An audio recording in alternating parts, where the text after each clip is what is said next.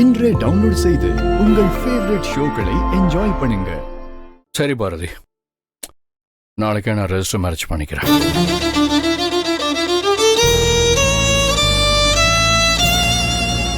ஆனா அதுக்கு நீங்க ஒரு ஹெல்ப் பண்ணணும்.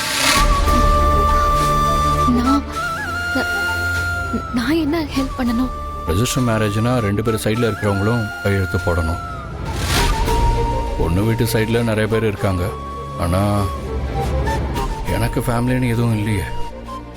அதனால மாப்பிள்ளை வீட்டு சைடில் இருந்து நீங்கள் கையெழுத்து போடுவீங்களா? உங்களை விட்டா எனக்கு வேற யாரும் இல்லை பாரதி, அதனால தான் கேட்குறேன்.